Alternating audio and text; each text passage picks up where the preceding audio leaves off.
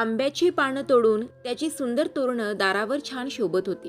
दारं जरी जुनाट असलं तरी त्याला रंगवून त्यावर नक्षी काढून रेवाने ती छान सजवली होती. स्वतःच नवरी असली तरी हौसेने आणि उत्साहाने कामं पेलत होती ती. अगदी सडा रांगोळी, दारातली प्राजक्ताची फुलं जमवून देवघरातल्या देवीसाठी सुंदर हार बनवून ठेवला. सगळी लगबग सुरूच. ते बघून जमलेल्या मावश्या आत्या म्हणत होत्या, पोरगी जाईल तर अवघड होईल ग बाई या घराचं. झालं, आज देव ब्राह्मण, परवा सून होईल अंगण. आईची साधारण साडी घालूनच रेवा देवब्राह्मणाच्या पूजेला बसली. आपल्या आईबाबांच्या परिस्थितीला ओळखून कधीही हट्ट न करणारी ही रेवा एका शाळेत नोकरी पण करत होती. मिळेल तो पगारही घरी देत होती. हाताशी आलेला पोरगा आजारानं गमावला होता. त्यात होतं नव्हतं ते सगळं गेलं होतं. ह्या 2 खोल्याचं घर आणि हे अंगणातलं किराणा दुकान यावर सगळं सुरू होतं. दूरच्या नात्यात एका लग्नात रेवाला सासरच्यांनी बघितल्यापासून हा योग जुळून आला होता. दाराशीच लग्न करायचं ठरलं होतं, पण बैठकीत 3 तोळ्याच्या पोहे हारावरून मोडायला आलं होतं. पण कोणीतरी मध्यस्थी करून 2 तोळ्यावर जमवलं होतं. तेव्हा मात्र रेवा म्हटली होती, मला पोहे हार नको, त्याऐवजी 2 सोन्याच्या बांगड्या करू. हिरव्यागार चुड्यासोबत पिवळ्या धमक सोन्याच्या बांगड्या तिने आपल्या सगळ्या मैत्रिणींच्या हातात पाहिल्या होत्या. तिला फार इच्छा होती तशी घालण्याची. ही अशी बैठक ठरून 2 महिने झाले आणि आज लग्न येऊन ठेपलं होतं. बारीक सनई सुरू होती. जातं, माठ, दारातला मांडव सगळं सजलं होतं.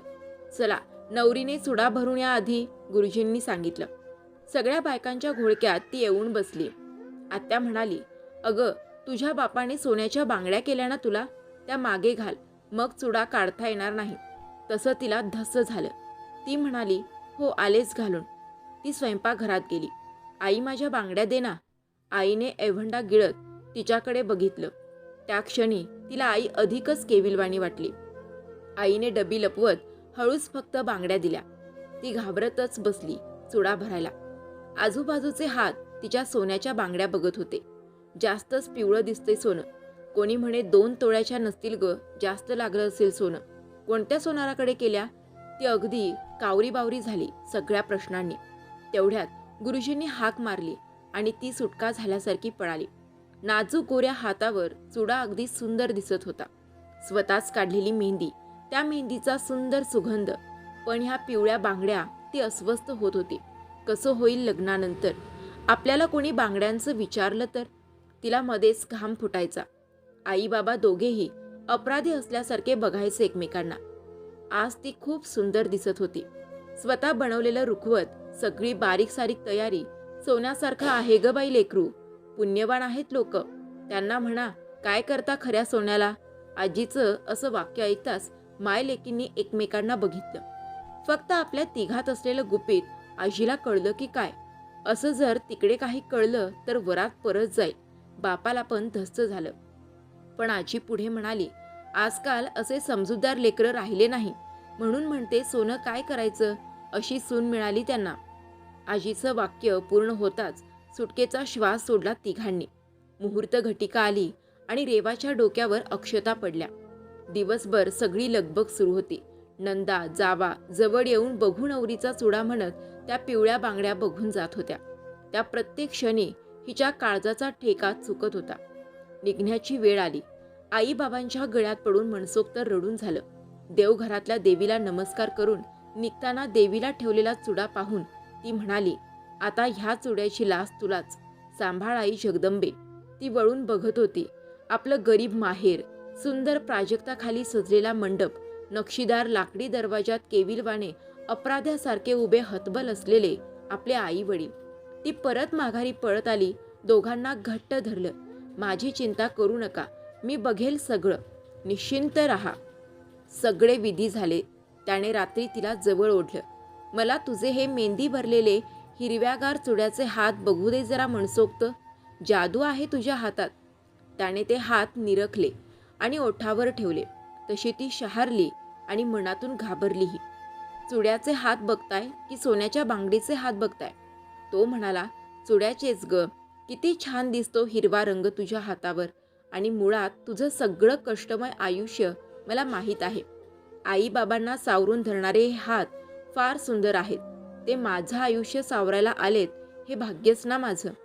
तिला जाणवलं हे बांगड्याचं दडपण आता नाही पेलू शकणार आपण. तिला एकदम रडूच आलं. त्याला कळेना काय झालं एकाएकी. तीच बोलायला लागली. तुम्ही रागावणार नसाल तर सांगते. आम्ही सोन्याच्या बांगड्या घेऊन घरी आलो, पण दुसऱ्या दिवशी बँकेवाले हजर. दादाच्या आजारात काही कर्ज उचललं होतं आम्ही. घरावर जप्ती आणतो म्हणाले. मला बांगड्या मोडाव्या लागल्या. आई बाबाला माझं लग्न करणं मुश्किल होतं, पण ते पेललं कसं बसं. पण हे बांगड्यांचं ओझं नव्हतं पेलण्यासारखं. त्याने पिवळ्या बांगड्याला हात लावला. मग ह्या बांगड्या? ती म्हणाली खोट्या आहेत आणि हे खोटं मला मनात त्रास देते. खरं ते तुम्हाला सांगितलं. आता तुम्ही ठरवा मला नांदवायचं की नाही. तशी शाळेशिवाय शिकवण्या घेऊन पैसे कमावून लवकर करेल मी बांगड्या, पण तुम्हाला असं फसवलं आहे आम्ही. तो म्हणाला, मग तर पोलीसच बोलवायला हवे मला पकडायला, कारण एवढ्या हुशार हातांना मी सोन्याच्या बांगड्यांची लाच मागितली. हे तर हातच सोन्याचे आहेत. तिने एकदम चमकून त्याच्याकडे बघितलं.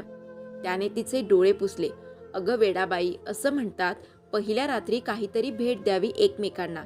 चल उद्या जाऊन अशाच डिझाईनच्या बांगड्या करून घेऊ, अगदी गुपचूप. आणि तू मला काय गिफ्ट दे सांगू? ती म्हणाली, काय? तो म्हणाला, असाच हिरव्यागार चुड्यासारखा बांगड्या भरलेले हात नेहमीसाठी. माझ्या गळ्यात जे किनकिन वाजत प्रेमाच्या गोष्टी बोलत जातील माझ्याशी. चालेल ना? ती लाजून गोरीमोरी झाली. आता सारख्या त्या हिरव्या बांगड्या तिला प्रेमाची आठवण तर देतात, पण त्यामागच्या सोन्याच्या बांगड्या मात्र सोन्यासारखं माणूस आयुष्यात आलं ह्याची सतत जाणीव देतात. आणि मग तिचे हात आणखीनच खुलून दिसतात.